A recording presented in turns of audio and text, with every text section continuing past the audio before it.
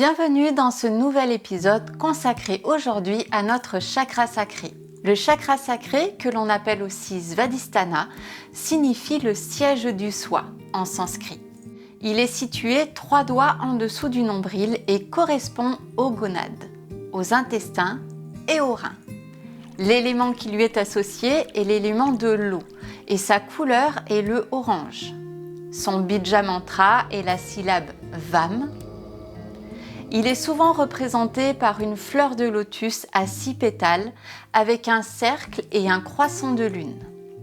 Le croissant de lune souligne la relation entre les phases de la lune, les fluctuations de l'eau et des émotions.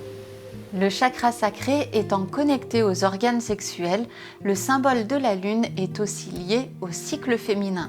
C'est pourquoi il est relié au concept du féminin sacré. Le chakra sacré est associé au plaisir, à la sexualité et à la joie. Étant relié à l'élément de l'eau, ce chakra régit aussi les fluides du corps. Le chakra sacré rayonne vers l'avant et vers l'arrière sur le canal central Sushumna. Lorsque le chakra sacré est équilibré, les émotions sont harmonieuses. Nous sommes créatifs, les mouvements sont fluides, nous sommes passionnés par la vie et notre libido est saine.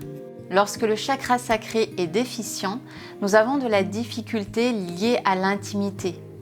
Il peut y avoir un manque de créativité et d'énergie, de la difficulté à se connecter à ses émotions, des addictions qui peuvent apparaître. Il peut y avoir aussi une certaine négligence de soi, de l'autocritique permanente, une libido faible, des problèmes de fertilité et de procréation. Lorsque le chakra sacré est suractif, les émotions sont hyper expressives. Les personnes peuvent être sans gêne ou frustrées, avoir une tendance au saut d'humeur, être impulsives. On se sent souvent instable et on peut ressentir de la culpabilité chronique. La libido a tendance à être débridée. Que peut-on faire pour rééquilibrer notre chakra sacré ? Avant de se focaliser sur les déséquilibres du deuxième chakra, il faut tout d'abord s'assurer de l'harmonie du premier chakra, car c'est à partir de lui que l'énergie remonte. Les postures de yoga permettant de faire travailler les hanches seront excellentes pour activer la circulation d'énergie dans le deuxième chakra. Par exemple, la posture du lézard, la posture du papillon, le bébé heureux. Comme pour le premier chakra, la méditation aidera au rééquilibrage énergétique du chakra sacré.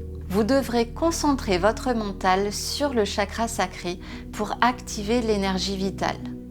Vous pourrez amplifier cet effet par la contraction du périnée combinée à l'aspiration du bas du ventre en direction de la colonne vertébrale lors d'une inspiration pour permettre de faire monter l'énergie à partir du premier chakra. La visualisation d'une énergie orange au niveau du bas du ventre sera très utile pour accroître la puissance de votre mental. Vous pouvez aussi compléter votre méditation en chantant le bija mantra VAM afin d'activer votre chakra sacré par la vibration du son.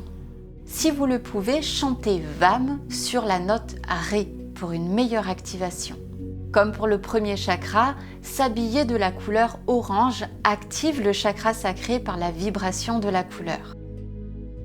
Les pierres associées au chakra sacré sont l'ambre, la cornaline, la calcite orange, le cuivre, l'opale de feu, la pierre de soleil, la topaze impériale orangée. Ces pierres aideront à l'ancrage, à la créativité et à la réalisation des projets. Afin d'équilibrer les énergies féminines et masculines, la pierre de lune, les perles et la nacre seront privilégiées. Le chakra sacré étant associé à la note Ré, l'utilisation d'un bol tibétain sonnant sur cette note sera utilisée pour stimuler le chakra sacré par la vibration du son. J'espère que tous ces conseils sur le chakra sacré vous auront été utiles.